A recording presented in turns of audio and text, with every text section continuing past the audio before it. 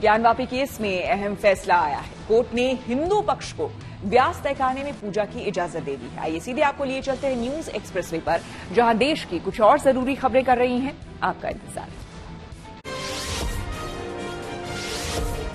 Gyanvapi case में अहम फैसला आया। वाराणसी की जिला अदालत ने हिंदू पक्ष की मांग मान ली है। उन्हें व्यास तहखाने में पूजा करने की इजाजत दे दी है। साथ ही कोर्ट ने जिला प्रशासन को ये आदेश भी दिया है कि वो 7 दिन के अंदर वहां पूजा की व्यवस्था कराए। हिंदू पक्ष ने कोर्ट से व्यास जी के तहखाने में पूजा पाठ की इजाजत मांगी थी। हिंदू पक्ष के वकील विष्णु शंकर जैन के मुताबिक नंदी भगवान के ठीक सामने व्यास तहखाना है।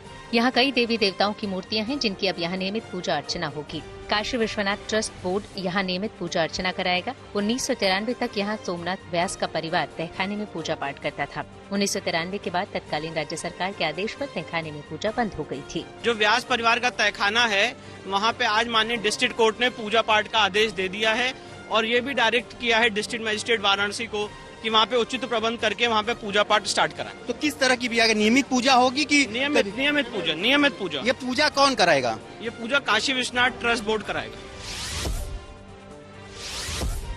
कांग्रेस के दिग्गज नेता मणिशंकर अय्यर की बेटी सुरन्या अय्यर को उनकी सोसाइटी की ओर से नोटिस मिला है, जिसमें उन्हें सार्वजनिक रूप से माफी मांगने के लिए कहा गया है। दरअसल सुरन्या ने सोशल मीडिया पर एक पोस्ट शेयर किया था, जिसमें उन्होंने बताया था कि राम मंदिर के विरोध में उन्होंने 3 दिन का व्रत रखा है। इसी को लेकर सोसाइटी ने मणिशंकर अय्यर और सुरन्या अय्यर को चिट्ठी लिखा है कि या तो वो इसके लिए सार्वजनिक रूप से माफी मांगे या फिर सोसाइटी छोड़कर चले जाएं। सुरन्या अय्यर दिल्ली के जंगपुरा इलाके में रहती हैं।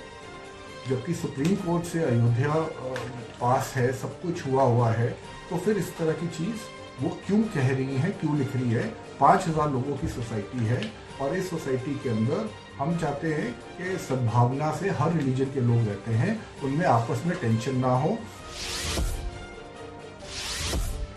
चंडीगढ़ मेयर चुनाव मामले में हाईकोर्ट ने चंडीगढ़ नगर निगम और प्रशासन को नोटिस जारी किया है और इस मामले में जवाब मांगा है। कोर्ट ने दोनों पक्षों को जवाब दाखिल करने के लिए 3 हफ्ते का समय दिया है। आप ने सोमवार को चंडीगढ़ में हुए मेयर चुनाव के रिजल्ट में फर्जीवाड़े का आरोप लगाया था और हाईकोर्ट में इस पर सुनवाई की मांग की थी। चंडीगढ़ मेयर चुनाव में बीजेपी ने 4 वोटों से जीत हासिल की है।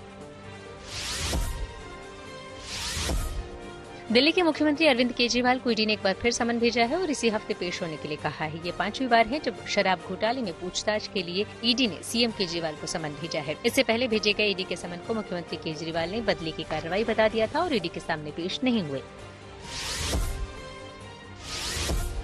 पहाड़ से लेकर मैदान तक मौसम का मिजाज बदल गया है। पहाड़ों में बर्फबारी देखने को मिल रही है। शिमला, मनाली हो या जम्मू कश्मीर, हर तरफ बर्फ की चादर बिछ गई है। वहीं दिल्ली एनसीआर के अलग अलग हिस्सों में बूंदाबांदी के साथ मौसम बदल गया है। आसमान में बादल छाए हुए हैं।